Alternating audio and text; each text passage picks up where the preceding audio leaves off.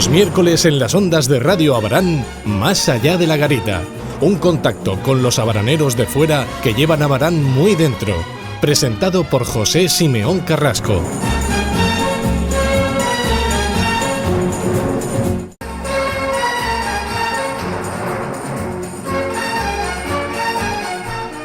Muy buenos días, amigos y amigas oyentes de Radio Abarán. Un miércoles más aquí, muy cerca de la ermita, donde hace una mañana maravillosa, esplendorosa, de esas que en la ermita aún tienen doble valor. Tenemos aquí un abaranero de Más allá de la garita al que tenemos que agradecer que se ha desplazado en persona, en carne mortal, como diríamos, a los estudios de Radio Abarán. Él vive en Montepinar, cerca de Cabezo de Torres, y ha querido venir en persona. Dice, no, prefiero ir en persona y hacer una entrevista así un poco más en directo. Es Rubén Martínez Gómez. Bueno, no hay mucho Rubén en Abarán y seguro que todo el mundo al hablar de Rubén pues lo conoce. Rubén Martínez Gómez es hijo de Antonio, el pleitero, y es sobrino de la María de Galvez, que también habla un poco de ella, y nieto de Luis de Galvez. Es una persona, digamos, de antecedentes muy significativos y muy entrañables. Rubén, muy buenos días y gracias por venirte en moto a estar con nosotros esta mañana. Muchísimas gracias a vosotros. Es un placer, por doble sentido. Primero porque me permite volver a mi pueblo, que como se suele decir, te puedes sacar de Abarán, pero sacarte a Abarán de ti es prácticamente imposible. Entonces, volver al pueblo y además en moto, que yo soy motero toda la vida, darme el paseo ha sido agradabilísimo y os estoy muy agradecido. Rubén, tú hace ya bastante tiempo, mucho tiempo, que saliste de Abarán ya para ganarte, digamos, la vida profesional. Dinos un poco cuál ha sido tu trayectoria biográfica. ¿Hasta cuándo estás en Abarán? ¿Cuándo ya marchas de Abarán? ¿Te has dedicado ahora a hablar de tu faceta profesional, de destinos que has tenido? Sí, bueno. ¿Vives en Abarán hasta cuándo? Yo estuve realmente viviendo en Abarán hasta el 81, que fue cuando salí para mi profesión actual, aunque me acabo de jubilar, que era la de policía. Pero ya en el año 74 fiché con el Albacete en juveniles y fue la primera vez que salí, tenía 16 años. ¿De fútbol? Sí. Yo jugaba aquí en los juveniles, alguien de Albacete me vio, hablaron conmigo, creían que podía valerles y me ficharon. De hecho, fue una época para mí muy importante porque era la primera vez que salía de aquí, cambiaba un poco mi hábitat y me vino muy bien en todos los sentidos. Profesionalmente me gustó mucho la experiencia, yo entrenaba con los juveniles, pero o sea, yo entrenaba con el equipo de tercera división, que era el Albacete entonces, pero aunque jugaba con los juveniles, y me fue muy bien, conocía a mucha gente, otra forma de vivir, y luego, cuando terminó la etapa esta, volví, estuve jugando en varios equipos aquí en el Abarán, volví a jugar, jugué en Cieza, jugué en Yecla, jugué en Mazarrón, el último año que jugué a fútbol antes de entrar en la policía, estaba jugando en el Mazarrón. Tenía ya 23, 24 años, no había llegado al Madrid y dije, pues hay que cambiar. Y como siempre había querido ser policía, la verdad, yo era fútbol o policía. Pues entonces me presenté a las oposiciones de la policía, probé y entré a la policía. Entré a la policía en el año 82. La primera etapa pilló el mundialito del Naranjito, el mundial de fútbol, y me destinaron a Alicante, donde estuvimos prestando servicio con los partidos ahí. Tuve a Maradona a un palmo, porque me tocó hacer la guardia, digamos, o la vigilancia en el córner, ahí donde él sacó uno de los córneres. Mi compañero llegó a tocarle la espalda y estuvo una semana sin lavarse la mano. En fin, pasamos todo el mundial allí en Alicante, luego las fiestas de Alicante, y de allí ya en septiembre me destinaron definitivamente a Ibiza, donde he estado viviendo durante 27 años. En Ibiza, a pesar de no cambiar de destino, sí que cambié mucho de puesto. La policía es un trabajo muy poliédrico, muy polifacético, tiene muchos departamentos, hay que especializarse mucho. Y bueno, pues empecé en la oficina de denuncias, donde se cogen todas las denuncias, las inquietudes de la gente, todos los problemas terminan allí, o empiezan allí, mejor dicho. Luego con el tiempo pasé a la UDICO, a la Unidad de Drogas y Crimen Organizado, donde estuve 11 años. Fue, no sé cómo describirlo, la gente que no lo vive no lo puede ver, pero eso es increíble. Yo sinceramente creo que no he trabajado en mi vida, porque dicen que cuando uno trabaja en lo que le gusta, no trabaja. Disfruta. Eso a mí también. Disfruta. Y fue una época increíble de aprender. Mira, para los que no saben lo que es la policía y que... Si hablan un poco de ese mundo que es un poco desconocido. Sí, yo creo, además yo creo que la gente le atrae. De hecho, si te pones a ver la cartelera de los cines, la mitad de películas son de policía y la otra mitad de ciencia ficción. ¿Vale? La policía, la gente tiene la visión que sale en la televisión. El policía con la porra y tal, pero no. Tú piensas que hay una lucha antiterrorista por ahí que nadie sabe ni cómo va. Por ejemplo, nadie lo sabe, no se habla. Hay una lucha contra la droga que ahora está en candelero porque ves a los policías en Barbate, a los guardias civiles, pero eso no es. Detrás de ese trabajo hay meses de investigación y demás. Mira, para que te hagas un ejemplo, yo salgo de aquí de Murcia, entro a la policía con 24 años y paso de depender de mis padres casi, prácticamente, de cuando tengo un problema decirle, papá, ¿cómo arreglo esto? Tú que tienes experiencia, de repente apruebas, haces un curso, te dan unos conocimientos en derecho y en procedimientos y te echan a la calle con un uniforme. Y pasas de ser un chaval de 24 años a un señor policía de 24 años al que viene un hombre o una mujer de 50 años con un problema terrible con su hijo. Y dice, señor guardia, como decían en aquel entonces, tengo este problema, por favor, ayúdeme. Y pasas a ser el padre, pasas a tener una responsabilidad tremenda. Y te curte a mí. Yo no agradeceré jamás lo suficiente a la policía y al trabajo policial lo que en lo personal me ha supuesto como formación de persona, mi carácter, el servir a los demás, el intentar ayudar. Y también la parte coercitiva. No tenemos que perder de vista que la policía es el brazo armado de imponer el derecho que tiene el uso exclusivo el Estado. La fuerza del Estado tiene el uso exclusivo de la fuerza y la ejerce a través de la fuerza y cuerpo del Estado. Entonces, bueno, esa dicotomía entre servir e imponer te hace que busques un equilibrio, que procures tomar aire antes de tomar una decisión, sabes que vas a influir sobre las personas, es decir, ayuda a forjar el carácter, sí, de verdad. Sin duda. Bueno, pues volviendo un poco a la carrera profesional, yo empecé en la oficina de denuncias, porque manejaba un poco el teclado y no tenía falta de ortografía, y ahí vas adquiriendo conocimientos de cómo funcionan las cosas, y al cabo del tiempo pasé a estupefacientes, lo que es la unidad de drogas y crimen organizado, donde estuve 11 años. En aquel entonces viajábamos por toda España. Cuando tú tenías un asunto en Ibiza es un sitio de tráfico de drogas, no ya del consumo, pero de paso. De paso. Me explico, llegan los barcos que vienen del norte de África, hacen escala en las islas, descargan lo que se va a consumir ahí y continúan viaje con yates más pequeñitos al resto de puertos de la costa mediterránea, Barcelona y demás. Y todo lo que se centralizaba allí, en lo que intervenían muchos extranjeros, hacía que tuviéramos un contacto tremendo con todas las policías de Europa, lo que es la Interpol, que ahora se ha creado la Europol. Y pues todos los veranos teníamos policías de toda Europa. Es enriquecedor contactar con policías ingleses, noruegos, franceses, italianos, alemanes. Te enriquece muchísimo, conoces a mucha gente, sabes cómo funcionan ellos, hay un intercambio tremendo. Y fue una época muy, muy bonita de mi vida, muy compleja también, porque aprendes mucho, te exige mucho esfuerzo. Yo a mis hijas, por desgracia, casi no las he visto crecer. Estaba siempre fuera, estaba siempre trabajando. No hay horarios porque... ¿Tus hijas nacieron allí en Ibiza? ¿Nacieron allí? La mayor nació aquí en Murcia, pero porque no teníamos a nadie allí, y los 20 y tantos días que daban de nacimiento más las vacaciones los aprovechó mi mujer para venir. Bueno, los aprovechamos los dos para venir a dar a luz aquí. Nació en la clínica Belén, para tener el apoyo de su madre y de su hermana, porque allí no teníamos a nadie, pero fue nacer y a los 40 días volvió a Ibiza.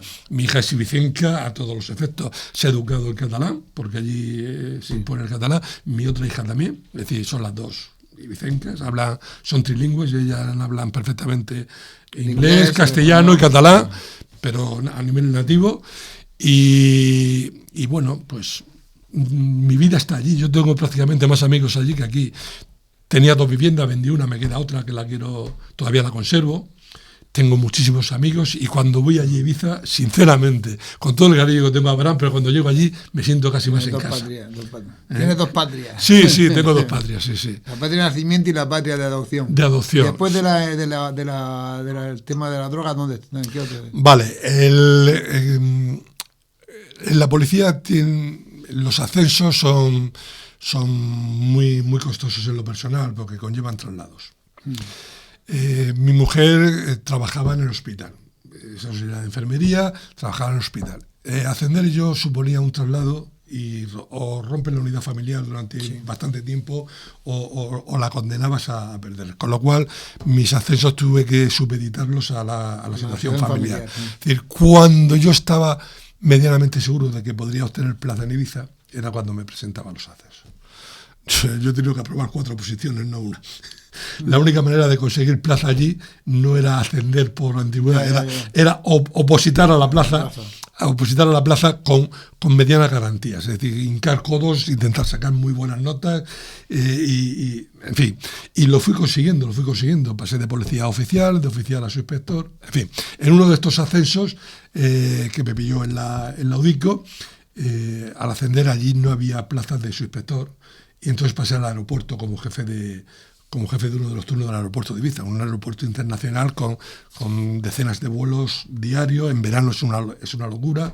Control de fronteras, allí era muchísimo papeleo, los robos en las terminales, en fin, era complejo en otro sentido, pero me cambió un poco la vida. Te voy a explicar lo que te he dicho antes. Cuando uno está en estupefacientes, casi no vive, está jugando a policías y ladrones, de verdad. Y no te das cuenta de las penurias que pasas. Comer en el coche 15 horas seguidas, de seguimiento, de vigilancia, las escuchas telefónicas, en fin. Y entonces de repente pasas al aeropuerto y te encuentras con que en verano estás fresquito y en invierno estás caliente. Tienes un horario regular y recuperé bastante la vida familiar. Vale.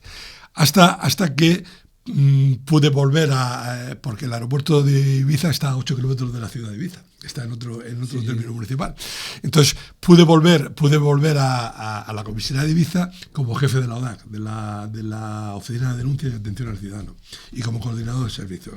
Teníamos doble trabajo, es decir, los que estábamos un poco más preparados ejercíamos de coordinadores. El resto de servicios, cuando no había otro jefe y tal, pues lo coordinábamos nosotros. Y de ahí,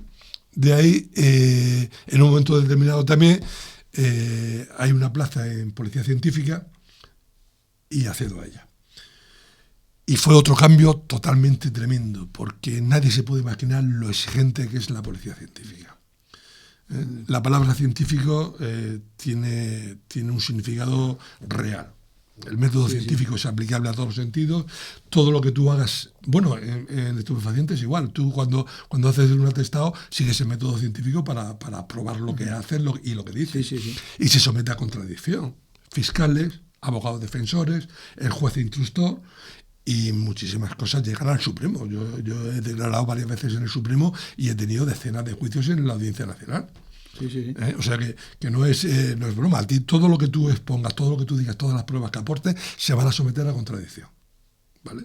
Entonces eso también te hace ser muy meticuloso, ser muy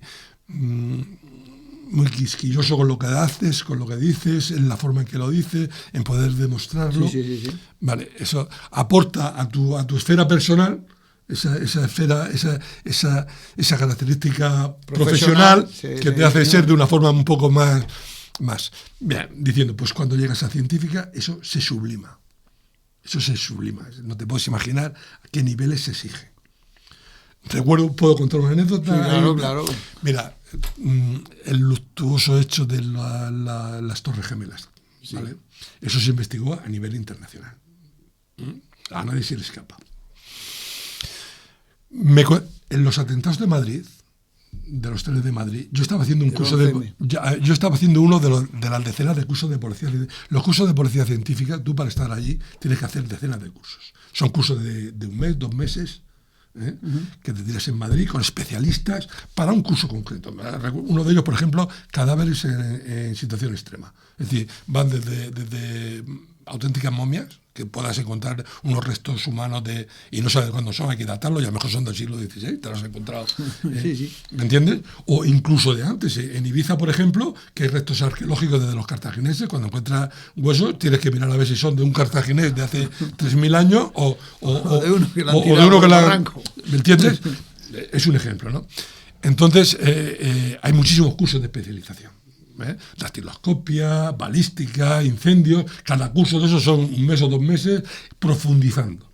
Vale. Pues en uno de esos cursos me coincidió que estando en Madrid fueron los atentados del 11M.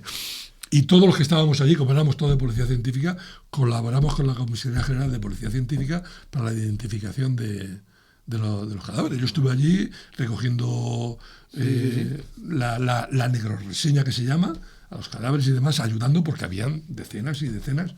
Y de hecho, para que te hagas una idea, hubieron 3 atentados graves, que fueron las Torres Gemelas, el del Metro de Londres y lo de los trenes. Bueno, en España, los 3 días estaban todas las víctimas identificadas.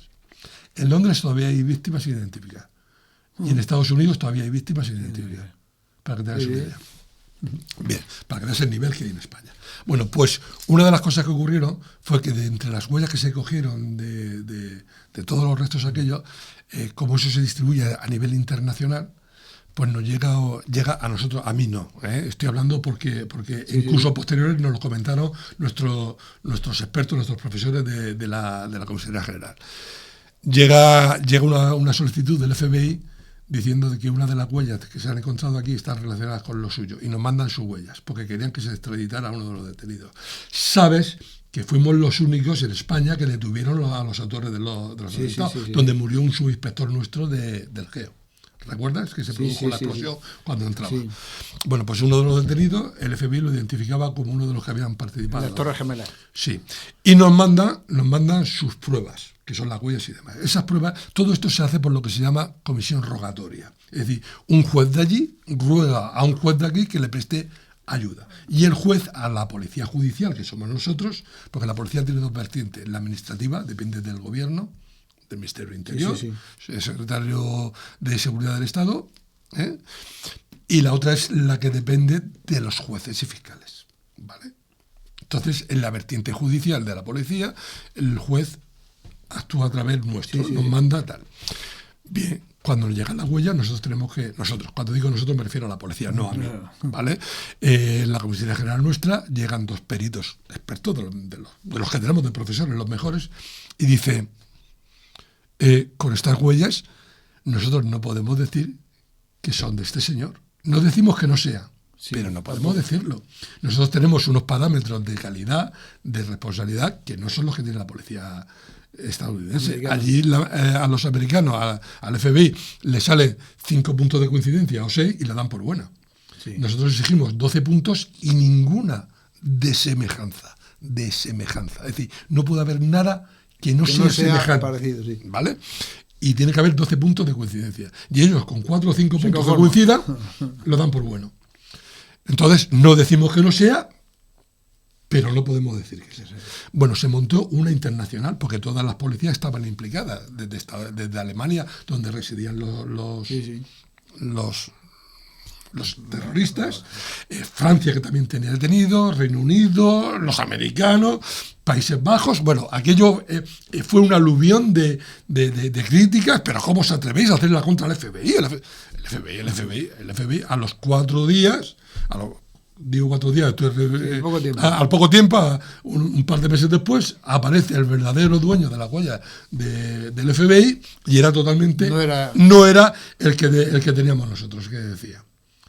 Resultado, para que veas tú la eficacia de los americanos, en Estados Unidos se lleva mucho, todos los abogados que tenían presos en la cárcel, identificados por el especialista, el superespecialista del FBI que había llevado el caso de las Torres Gemelas, empezaron a poner recursos y todos los presos a la calle. En la calle.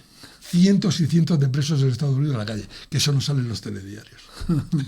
Bueno, pues ese nivel de exigencia es el que se nos pide en la policía científica, y el que también te ayuda, como siempre repito, mi profesión me ha marcado mucho mi carácter, es lo que te hace ser prudente, seguir un método científico para todo, en fin, esa fue un poco mi trayectoria. Y estando ahí fue cuando ascendí ya a inspector, aprobé la 4ª oposición a inspector de policía.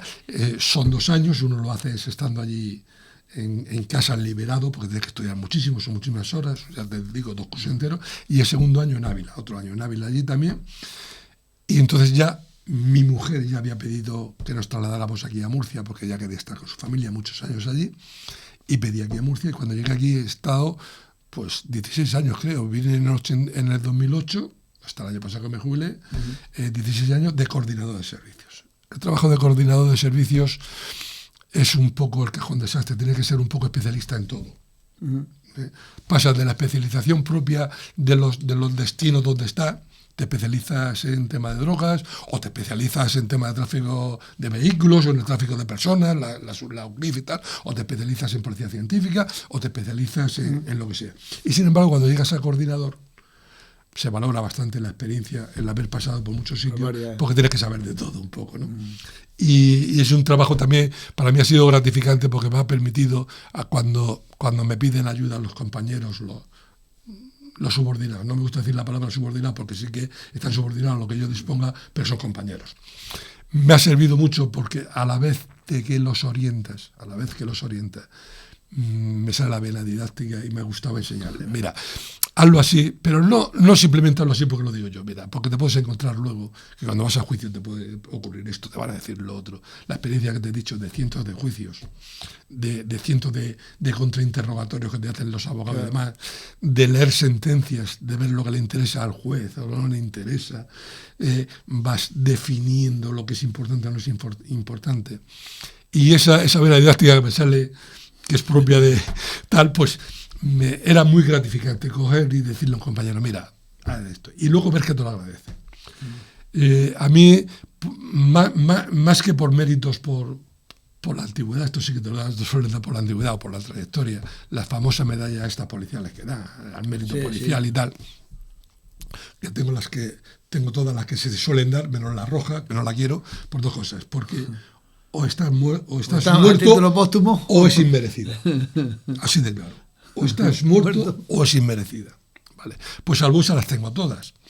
Y sin embargo, la medalla que más valoro, nunca la he llevado en el pecho. Te voy a contar una anécdota. Como no me interrumpes, pienso que... No. Es muy apasionante la vida de policía. La vida pues ha sido apasionante. No ha sido un funcionario que está toda la vida en lo mismo, sino que ha sido una vida apasionante que ya terminó profesionalmente el año pasado. Bueno, pues sí, para mí sí ha sido. Pues mira, la medalla que con más orgullo llevo me ocurrió estando... Cuando estás de coordinador, yo que tengo un carácter así muy de echar la bronca en plan sano. Es decir, cuando le echaba la bronca a algunos, se la echaba no porque de forma autoritaria, sino muchacho, joder, perdón la expresión, pero es por darle un poco de color a la conversación. Joder, ¿no ves que te puede ocurrir esto? ¿No ves que...? Vale, en ese plan. Pero, claro, si en la primera vez que le levantas un poco la voz y le dices esto, se asusta, luego se dan cuenta que lo haces por su bien. Y que no hay una prepotencia ni nada, y casi te lo agradecen. Y se acostumbran, ¿vale? Pero tú muchas veces no coges el feedback de esto. ¿No? Dices, ostras, creo que me he pasado, ¿no? Le tenía que haber dicho esto de esta manera, ¿no? Y te queda siempre la duda, aunque en el trato diario te das cuenta que no hay rencor y que notas cierto aprecio, pero siempre te queda un poco la duda de que habré actuado bien, me he pasado, debo ser más diplomático, todo esto, pero esa duda se me disipó un poco y es la medalla que te digo que luzco con más orgullo. Un día me tocan a la puerta del despacho, buenos días jefe, ¿puedo pasar? ¿Puedo hablar con usted? Digo, sí hombre, sí, pasa. Y no era de mi turno. Era un funcionario con el que yo no había tenido trato nunca. Digo, ¿es personal? Sí, digo, bueno, pues cierra la puerta, siéntate y dime en qué te puedo ayudar. Dice, no, mire, es que he hablado, tengo un problema personal, no voy a revelarlo, es un tema personal, no era de trabajo ni nada de esto. Tengo un problema personal y en mi turno comentándolo en un cambio de turno y los compañeros del turno de usted me han dicho que lo haga con usted, que con usted se puede hablar. Sinceramente, la palabra está muy... Entonces, me henchido de orgullo, ¿eh? Me henchido. De sano orgullo. Sí, dije, qué bueno que los funcionarios que están bajo mi responsabilidad opinen de mí que puedo hablar, que se puede hablar. Pues hasta ahí. Si tienes más, ¿quieres preguntar más? Pregunta. Vamos a poner un poco de música que ha elegido nuestro invitado Rubén Martínez para esta mañana, de sus gustos musicales que son muy variados. Eclécticos.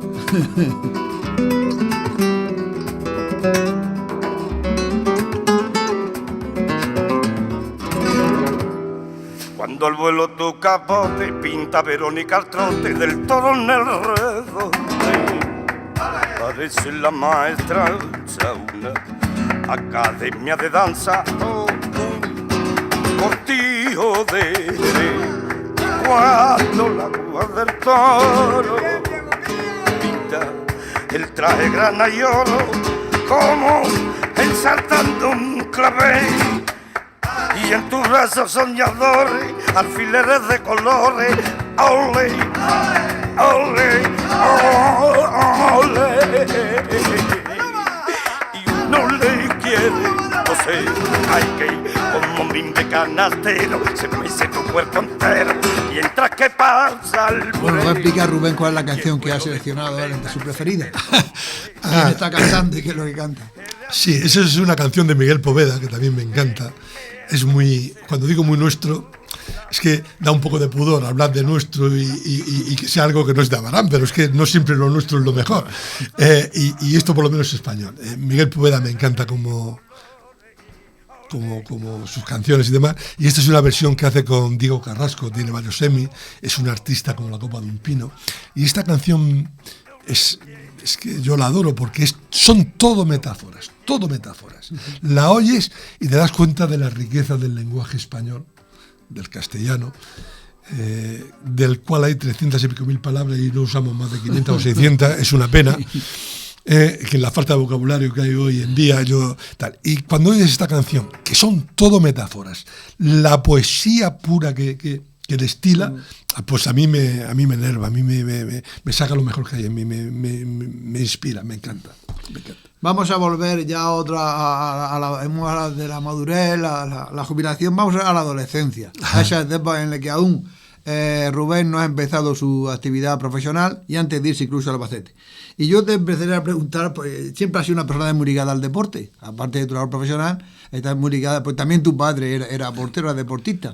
Pero háblanos un poco de un ámbito, de un deporte que en Abarán empezó con ti, con mucha gente como tú, contigo, mucha gente como tú, del balonmano. ¿Qué recuerdas tú de aquellos años del balonmano tan entrañables y tan movidos? Uy. ¿Empiezas a jugar balonmano a qué edad? Tendría 15 años o así, porque te repito, me fui a Albacete con 16 y yo ya llevaba un par de años jugando, con 14 o 15 años. Además, pues mira, no había caído en ello, pero el primer recuerdo que tengo de balonmano fue que no me querían. Y te voy a explicar, me llega Félix Rosalío, sí, que fue el que montó el balonmano aquí, porque no había jugado en la mili. Y claro, yo era portero del infantil, creo que era de fútbol. Era portero, yo era muy grande. A mí mi padre había sido portero de fútbol. Había sido portero y yo seguía los pasos de mi padre. Pero no es porque me gustara especialmente ser portero, yo quería ser delantero. Pero de la herencia de mi padre y del hecho de que era tan alto, aunque aquí en Abarán somos todos bastante altos. Vale, pues claro, la portería es muy grande, entonces decía, bueno, tú que eres muy alto, pues tú tienes que jugar de portero porque los demás no llegan al palo, al larguero. Entonces yo jugaba al fútbol de portero. Y Félix Rosalía me vino a decir que quería que jugara yo de portero en balonmano. Y yo estaba hasta las narices de ser portero, de que me tiraran balones y no poder meter goles. Tú querías meter goles. Entonces dije, no, yo de portero no, yo quiero jugar adelante. Y dice, pues entonces no juegas. Digo, pues no juego. Y digo, pero por lo menos déjame que entrene con vosotros aquí, que os falta gente, porque para hacer tu equipo... Dice, bueno, venga, vale, pues, pero que sepas que no vas a jugar si no juegas de portero. Y nada, me dejó entrenar con ellos y al final... Quieras que no, la preparación física que exige jugar de portero y el entrenamiento que yo tenía y las facultades físicas que son innatas, no es algo que de lo que uno pueda presumir, porque las tienes o no las tienes y punto. Igual que tengo muchos defectos, pues esa esa condición física la tenía y me ayudaba, claro. El estar entrenando todos los días hacía que saltara más que los otros, el hecho de saber tirarme al suelo a parar un balón de fútbol hacía que me pudiera hacer un rectificado y tirarme al área de balonmano y meter un gol. Claro, pues al final dijo, pues yo de este tío no puedo prescindir. y empecé a jugar ahí. Y nada, pues empezamos ahí un grupo de amigos pintando el campo aquí en la ermita, la parte de abajo, que era piedra, yéndonos a las obras a robar yeso para pintarlo, que eso era un número, lo íbamos, vale, venga, vamos a robar un saco de yeso. Y en la primera obra que encontrábamos robábamos un saco y pintábamos sin ir a las líneas torcidas y demás. Caías aquí, te desollabas vivo, y nos juntamos, pues yo qué sé, Villalobos, Ricardo, mi primo José María Moreno, Paco Caballero, Pedro Jesús, Pepe Brunto, Guillermo, no sé si he dicho mi primo Moreno, Franchi, Pepe Naranjo, en fin, todo es que me voy a olvidar por fuerza. La adolescente de aquel Sí. Y nos juntábamos ahí y empezamos a jugar a balonmano, pero vamos, con ansia. Sí. Pero no a nivel oficial de liga. Luego ya, no. Jugábamos partidos sueltos. Yo recuerdo que los primeros partidos jugábamos contra los de Cieza, que nos metían unas palizas aquí, claro, porque ellos entrenaban y nosotros... Claro. Hasta que llegó Alejandro Malillo, sí. ¿Vale? Que había jugado en los Maristas. Y fue el que puso un poco de orden y nos enseñó un poco de método, sí.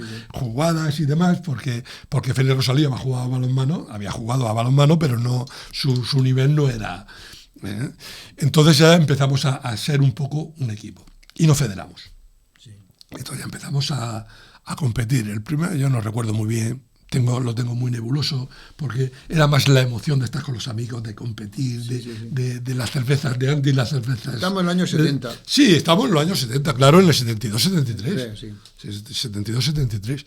Y nada, y nos iba bien, nos iba muy bien. Competíamos, a nosotros nos ganaban los fuertes. Cartagena, que tenía un equipazo, y los árbitros, hay que decirlo todo, siempre le favorecía, porque pitaban los árbitros de la zona para evitar desplazamientos y demás. Y luego los de aquí, los equipos de Murcia, pues Jayalay y todo esto de tal, que eran equipos más serios, pero los demás competíamos y lo pasábamos muy bien. Recuerdo que teníamos que hacer colectas para pagarle al árbitro cuando venían ahí Y el ambiente alrededor del partido. Eso era tremendo. Había más presión que aquello era fabuloso, hombre, jugar rodeado de amigos y que tus amigos y tus convecinos te animaran, te aplaudieran y vamos, y jalearan y demás. Eso era una fiesta. Se jugaba, quiero recordar, en el patio de Juan 23, quiero recordar. Sí. Ahí jugábamos claro, cuando lo conseguimos, porque primero ya te digo, jugábamos aquí en la ermita. Aquello fue un cambio tremendo. Aunque estaba hecho de tartán y te seguías desollando vivo cuando caías.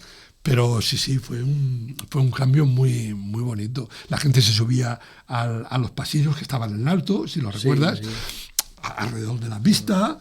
Aquello era una presión que metíamos. Se formaba una tangana buena.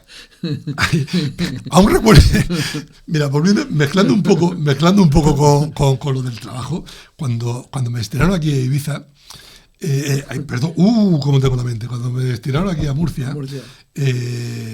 Coincidí con la UCRIF, el grupo que lleva el tema de extranjeros y la trata de blancas. Coincidí en un registro en un club de señoritas de moral distraída. Sí.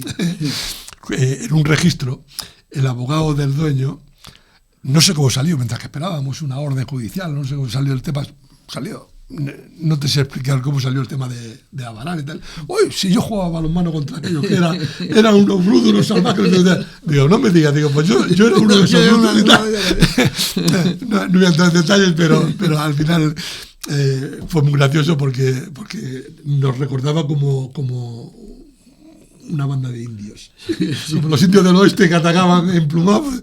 Esa era la imagen que debíamos dar aquí. Yo he dicho que ayer, precisamente ayer, habló el alcalde con un tema que llamo también, con un miembro de la Academia de Medicina, que también, entonces él se acordaba de Abraham era de balonmano, y aún recuerdo los golpes allí que recibía en Abraham. O sea, eso, el balonmano sentó cátedra, ¿no? Eran unos partidos realmente en un ambiente realmente extraordinario. Sí, sí. Y había unas tanganas, y aquello era su interés, ¿no? La gente más por el lío que a lo mejor que por el puro deporte. Sí. Entonces tu vida ha estado ligada, como también la de tu padre. Ahora un poco de tu padre. ¿Cómo empezó tu padre? Tu padre empezó ya en los años 50, así, en el fútbol, posiblemente. Sí, yo sé que he ido a partido de mi padre porque mi madre me lo contaba, y mi padre también, que me llevaba de pequeñito al campo de las colonias. Yo era muy pequeñito.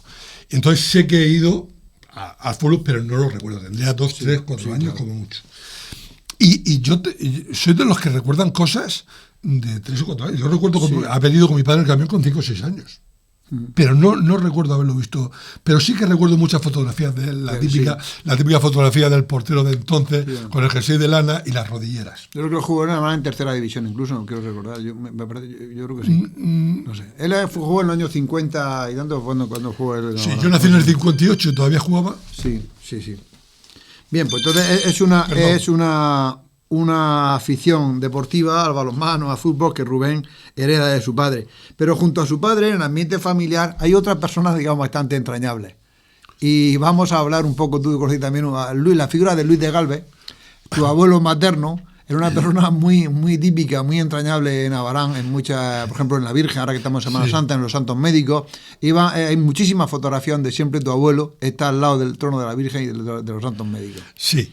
A ver, la imagen que solemos tener los familiares es muy distinta de la persona. Yo a mi abuelo lo recuerdo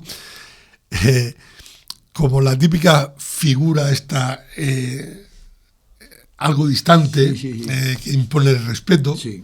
Algún correazo me llevé de él.